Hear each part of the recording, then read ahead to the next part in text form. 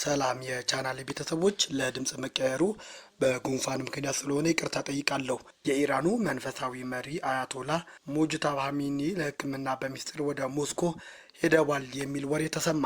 የኩዌት አልጃሪድ ጋዜጣ እንደዘገበው አዲሱ የኢራን መንፈሳዊ መሪ አያቶላ ሙጅታባ ኻሜኒ ለሕክምና በሚስጥር ወደ ሞስኮ ተሰደዋል ብሏል።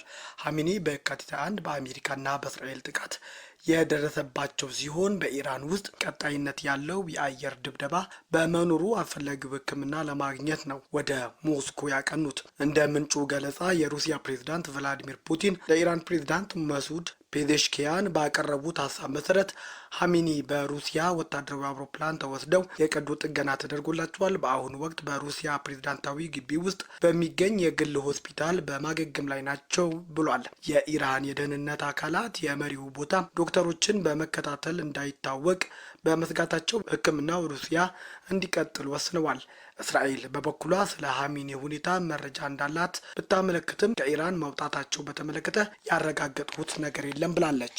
በእስራኤል የሚሳኤል እጥረት ሳቢያ ዋሽንግተን ስጋት ገብቶኛል አለች። እስራኤል ከኢራን ጋር እያደረገች ባለው መጠነ ሰፊ ጦርነት ምክንያት የባላስቲክ ሚሳኤል መቃወሚያ እጥረት እየገጠማት መሆኑን የአሜሪካ ባለስልጣናት አረጋግጠዋል። እንደ ሳማፎር ዘገባ የዋሽንግተን አስተዳደር ይህ እጥረት ከወራት በፊት ጀምሮ እንደነበር ቢያውቁም የኢራን ጥቃቶች ግን የእስራኤልን ክምችት በከፍተኛ ሁኔታ አሟጠውታል ብሏል። ምንም እንኳን የፔንታገን ቃል አቀባይ ሾን ፓርኔል አሜሪካ በቂ የመከላከያ አቅም እንዳላት ቢገልጹም ግጭቱ ረጅም ጊዜ የሚወስድ ከሆነ ግን የአሜሪካ የራሷ ክምችት ላይ ጫና ሊፈጥርና አሜሪካን አስቸጋሪ ሁኔታ ውስጥ ሊከታት እንደሚችል ተሰግቷል። እስራኤል በአሁኑ ወቅት በተዋጊ አውሮፕላኖችና በሌሎች አማራጮች ራሷን ለመከላከል ጥረት እያደረገች ሲሆን አሜሪካ የምርት አቅሟን ለማሳደግ እርምጃዎች መውሰድ ጀምራለች። የኢራን የውጭ ጉዳይ ሚኒስትር አባስ አራግቺ ሀገራቸው ያላት ከፍተኛ መጠን ያለው የዳበረ ዩራኒየም ክምችት በአሁኑ ወቅት በፍርስራሽ ስር ተቀብሮ እንደሚገኝና ይህንን አውጥቶ ለመጠቀምም ሆነ አሟምቶ ለማስረከብ ለጊዜው ምንም አይነት አቅም ሆነ የድርድር ሀሳብ እንደሌላቸው ይፋ አደረጉ። ሚኒስትሩ ይህንን አቋማቸውን ያስታወቁት አሜሪካና እስራኤል በኢራን ላይ እያካሄዱት ያለውን ተከታታይ የአየር ጥቃት ተከትሎ ዛሬ ለሲቢኤስ ቴሌቪዥን በሰጡት ቃለ ምልልስ ነው። አራግቺ እንዳብራሩት ባለፈው ሰኔ ወር አሜሪካና እስራኤል በኢራን የኒውክሌር ተቋማት ላይ የፈጸሙት ከባድ የአየር ጥቃት ተከትሎ ወደ 60 በመቶ የዳበረው እና 440 ኪሎ ግራም እንደሚመዝን የሚገመተው ዩራኒየም ክምችት ሙሉ በሙሉ በመውደሙ ህንጻዎች ፍርስራሽ ስር ይገኛል። ይህ በአስፋ የኒውክሌር ጣቢያ ጥልቀት የመሬት ውስጥ ክፍል የሚገኝ ዩራኒየም በቀላሉ ወደ 90 በመቶ የጦር መሳሪያ ቦምብ ማምረቻ ደረጃ ሊያድግ የሚችል መሆኑንም ይነገርለታል። ሚኒስትሩ አክለውም ክምችቱን ከፍርስራሽ ስር የማውጣት እድል ቢኖርም ይህ ሊሆን የሚችለው ወደፊት ውሳኔ ላይ ሲደረስና በዓለም አቀፍ የአቶሚክ ኢነርጂ ኤጀንሲ ጥበቃ ቁጥጥር ስር ብቻ እንደሆነ በማስረዳት በአሁኑ ሰዓት ምንም አይነት የማውጣት ፕሮግራም እንደሌላቸው አጽንኦት ሰጥተው ተናግረዋል። የኒውክሌር ድርድሩ በአየር ጥቃቶች ምክንያት ከመቋረጡ በፊት ዋሽንግተን ኢራን ይህንን ክምችት እንድታስረክብ አጥብቃ ትጠይቅ የነበረ ሲሆን የአሜሪካው ፕሬዝዳንት ዶናልድ ትራምፕ ባለፈው ሳምንት ይህንን የኒውክሌር ማዕድን ለመቆጣጠር ወደፊት የምድር ጦር ወደ ስፍራው ሊልኩ እንደሚችሉም ፍንጭ ሰጥተዋል። ሆኖም አራግቺ ክምችቱን አሳልፈው ለመስጠት ያለው ፍላጎት ተጠይቀው ሲመልሱ ሁሉም ነገር በነገው ዕለት ላይ የተመሰረተ ነው። ወደፊት ከአሜሪካም ሆነ ከሌሎች አደራዳሪ አካላት ጋር ወደ ድርድር ለመግባት ከወሰንን በጠረጴዛ ላይ ምን እንደምናቀርብ በወቅቱ እንወስናለን። ለጊዜው ግን ለድርድር የቀረበ ምንም ነገር የለም በማለት የቴህራን ወቅታዊና ጠንካራ ያሉትን አቋም ገልጸዋል።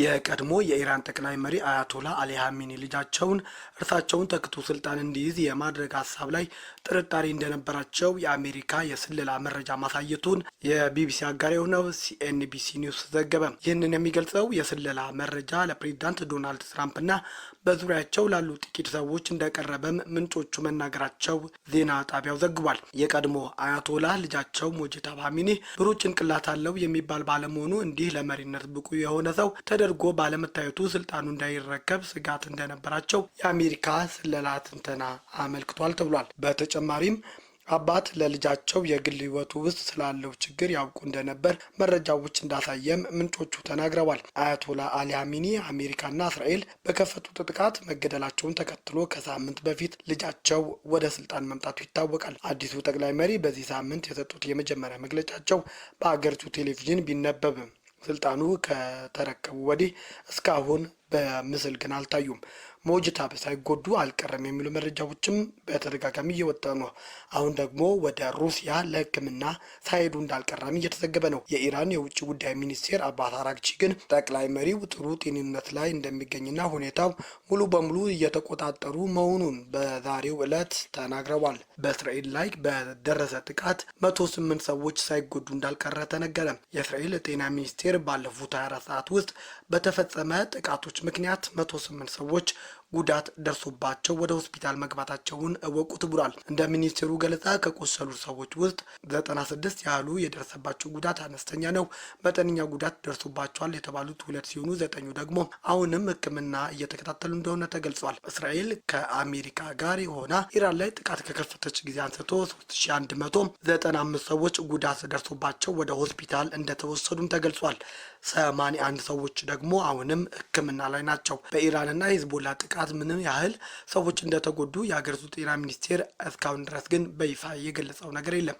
በሌላ በኩል ትናንት ምሽት ከቴል አቪቭ በስተደቡብ በምትገኝ ሆልን ከተማ በተፈጸመ ጥቃት የደረሰ ጉዳት የሚያሳይ ምስሎች እየወጡ ነው። የተገለበጠ መኪና፣ የተበታተነ ስብርባሪዎች እንዲሁም መኖሪያ ህንፃ ግድግዳ ላይ የተፈጠረ ትልቅ ጉድጓድ በፎቶዎች ታይተዋል። ማገን ዴቪድ አዶም የተሰኘው የአደጋ ጊዜ ምላሽ አገልግሎት ተቋም ጥቃት በተፈጸመበት አካባቢ አነስተኛ ጉዳት የደረሰባቸው 2 ሰዎች ማከሙን አስታውቋል። የኢራን አብዮታዊ ዘብ ኔታንያሁን እገድላቸዋለሁ ሲል ዛተም። የኢራን እስላማዊ አብዮታዊ ዘብ የእስራኤል ጠቅላይ ሚኒስትርን ቤንያሚን ኔታንያሁን እንዴትም ብዬ አሳድጄ እገድላቸዋለሁ ብሏል።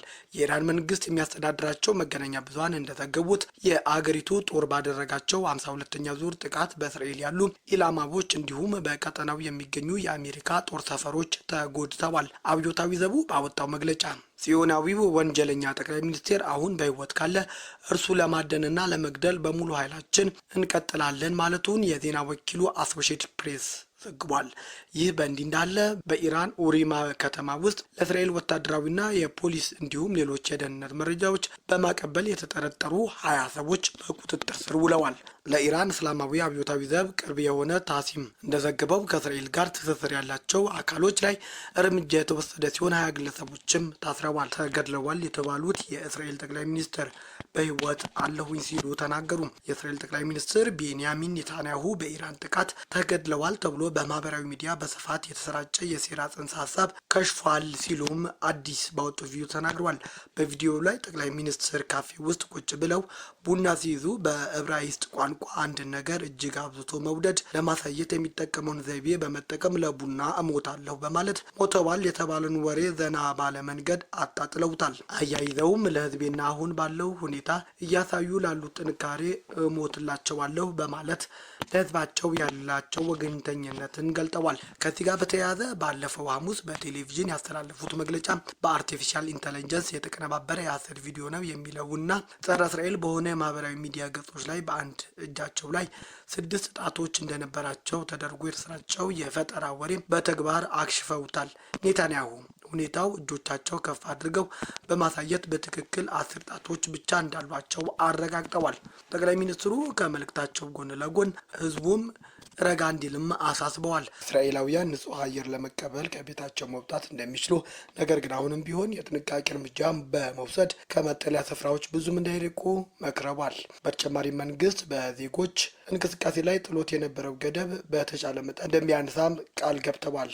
ጠቅላይ ሚኒስትሩ የእስራኤል የመከላከያ ኃይሉ ባወጣው መግለጫ መሰረት የአገሪቱ አየር ኃይል ባለፈው 1 ቀን ውስጥ በምዕራብና በመካከለኛው ኢራን የሚገኙ ከ200 በላይ ስትራቴጂካዊ ኢላማ ላይ ጥቃት ፈጽሟል ብሏል።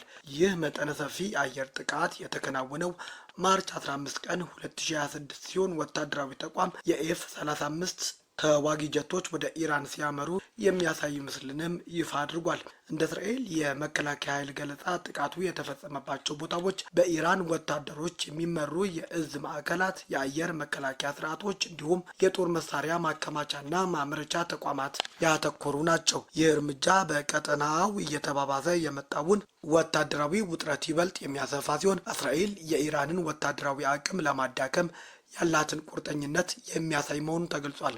ቤተሰቦቻችን ላይክ፣ ሼር፣ ሰብስክራይብ ማድረጋችሁን አትርሱ። አብራችሁን ሆኑ።